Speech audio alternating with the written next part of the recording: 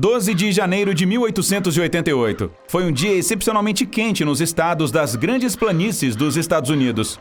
Por volta do meio-dia, as temperaturas ficaram tão altas que a neve e o gelo começaram a derreter. As pessoas caminhavam do lado de fora, satisfeitas e surpresas com o fenômeno incomum. Mas tudo mudou em questão de minutos. Uma parede escura e pesada veio do noroeste. Os ventos, com a força de um furacão, eram extremamente frios. A neve afiada e pungente era como farinha fina, sufocando e tornando a respiração incrivelmente difícil. Mais tarde, algumas pessoas descreveram que estar do lado de fora era como se seus rostos estivessem sendo empurrados contra um monte de neve. Em algumas horas, a temperatura caiu de menos 1 grau para menos 29. Em alguns lugares, a temperatura caiu para congelantes 40 graus abaixo de zero. Era impossível enxergar além de 3 passos de distância da porta. O que fez com que essa tempestade fosse tão letal foi sua rapidez, o curto período de tempo excepcionalmente quente antes e o horário durante o período de aulas e trabalho. As pessoas deixaram a segurança de suas casas para ir à cidade ou para a escola, fazer tarefas domésticas ou simplesmente caminhar, aproveitando o clima excepcionalmente agradável. Quando a tempestade caiu, foi rápida e violenta. As pessoas não tiveram tempo para se preparar. Elas precisaram escalar morros de neve em direção às suas casas e procurar pela porta de entrada na neve ofuscante. Os fazendeiros escavavam montes de feno para salvar suas vidas. Houve quem tivesse certeza de que era um terremoto. Os ventos eram tão fortes que faziam os prédios tremer e as venezianas bater nas paredes e quebrar em pedaços. O barulho ensurdecedor fez até mesmo os adultos gritarem de medo. Muitas pessoas colocaram lâmpadas nas janelas para guiar quem estava do lado de fora. Mas esses faróis quase não eram visíveis. Esse pesadelo de tempestade durou entre 12 e 18 horas. Milhares de pessoas não conseguiram encontrar um caminho na terrível nevasca. O fenômeno recebeu os nomes de The Schoolhouse Blizzard e The Children's Blizzard, respectivamente nevasca da escola e nevasca das crianças em português, porque em sua maioria as pessoas perdidas eram crianças. Elas ficaram presas nas salas de aula ou tentaram chegar até suas casas e se perderam na tempestade. Era de manhã cedo quando Minnie Freeman, de 19 anos, foi para uma escola no condado de Valley, em Nebraska. Ela era professora lá. Enquanto caminhava, a moça estava maravilhada com o dia incrivelmente quente de inverno. Logo depois que chegou, seus 13 alunos, que tinham de 5 a 15 anos, entraram no prédio. A aula começou. Por volta do meio-dia, o céu clareou completamente. A temperatura subiu e a neve começou a derreter. Mas quando Minnie saiu com seus alunos, percebeu uma faixa azul no horizonte. Como ela sabia muito sobre o clima, reconheceu imediatamente uma Blue Norther, ou Azul do Norte em português, uma tempestade de inverno comum no local, que tem a força de um furacão e geralmente chega sem aviso. Por isso não perdeu tempo em levar as crianças de volta para a escola. Elas tinham um pouco de carvão dentro, mas nenhuma comida ou roupa quente o suficiente para uma longa espera em temperaturas congelantes. Então, exatamente como a professora Freeman previra, a terrível tempestade de neve chegou. O granizo começou a bater nas janelas. Quando a primeira rajada de vento forte atingiu a pequena escola, a porta não teve chance. Explodiu para dentro. O telhado também foi parcialmente levantado. A sala imediatamente se encheu de neve. Com a ajuda de seus alunos mais velhos, Minnie conseguiu fechar a porta, travá-la e fechá-la com pregos. Infelizmente, a solução não durou muito. A professora percebeu que eles não teriam tempo. Não demoraria muito até que o prédio desabasse com a força da tempestade. Ela soube que estava certa quando a porta foi aberta novamente e uma parte do telhado levada. Se eles ficassem dentro da sala, esperando que a tempestade de neve acabasse, congelariam em instantes.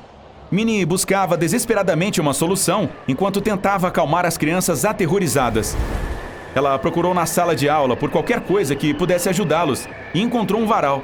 Uma ideia veio à sua mente. A jovem professora enrolou a corda em torno de cada um de seus alunos e, em seguida, amarrou a ponta em volta do próprio corpo. Em seguida, pegou a criança mais nova em seus braços e os guiou em meio à violenta tormenta. Mais tarde, contou a um repórter que nunca tinha visto uma tempestade como aquela. O vento soprava na neve com tanta força que os flocos batiam em seus rostos como pequenas flechas. Tudo o que podiam ver à frente era uma parede de neve ofuscante.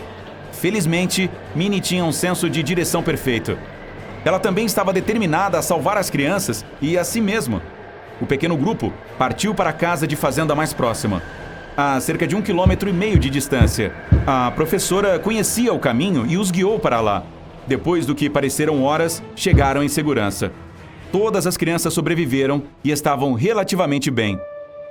Curiosamente, testemunhas mencionaram mais tarde que Minnie não usava nenhuma corda para impedir que as crianças se afastassem. Ela estava presente em todos os lugares, na frente da pequena procissão, na parte de trás e nas laterais, mas não teria sido capaz de levar as crianças para um lugar seguro se não fosse pela ajuda dos meninos e meninas mais velhos.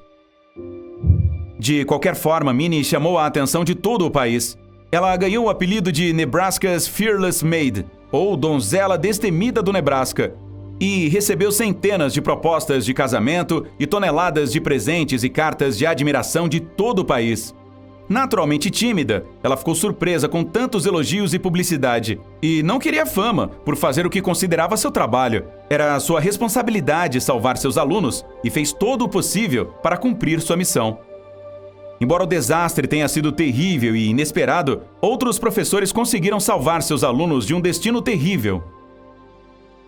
Por exemplo, Seymour Dopp, de Pawnee City, Nebraska, insistiu que seus 17 alunos ficassem na escola quando a tempestade começou por volta das 14 horas. Todos passaram a noite no prédio. O professor e as crianças precisaram queimar madeira estocada, caso contrário teriam congelado pela manhã. No dia seguinte, pais ansiosos que não haviam dormido um segundo na noite anterior dirigiram-se ao prédio da escola, escalando enormes montanhas de neve de 1,5 metro de altura. Essas pessoas só podiam esperar chegar a tempo de salvar seus filhos. Felizmente, todos os presos sob a neve conseguiram encarar a noite. Em Great Plains, Dakota do Sul, 2 homens salvaram vários alunos de uma escola. Eles amarraram uma corda na casa mais próxima e então se dirigiram para o prédio da escola. Também prenderam a outra ponta da corda e a usaram para guiar as crianças em segurança. As pessoas que estavam do lado de fora quando a tempestade chegou tentaram se mover ao longo de uma cerca, trilhos de trem ou uma fileira de árvores. Elas só conseguiram encontrar um prédio por acidente, depois de esbarrar nele. Se fosse impossível chegar em casa, se escondiam em celeiros, galinheiros, montes de feno ou mesmo montes de neve. Uma menina de 11 anos foi pega pela tempestade junto com várias vacas. Ela encontrou o caminho de casa agarrando a cauda da vaca líder. O animal sabia o caminho e levou a garota e o rebanho de volta à segurança. A tempestade deixou planícies brancas sem árvores e montes de neve monstruosos de 1,5 metro a 3 metros de altura. Um desses gigantes media 9 metros de profundidade e 1,5 km de comprimento.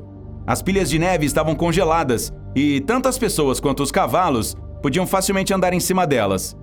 Toda essa neve ficou no chão durante a primavera e até no início do verão. Foi um lembrete duradouro do poder destrutivo da natureza. Ei, se você aprendeu algo novo hoje, curta este vídeo e o compartilhe com um amigo. E aqui estão alguns outros vídeos legais de que eu acho que você vai gostar. Basta clicar à esquerda ou à direita e permanecer no lado incrível da vida.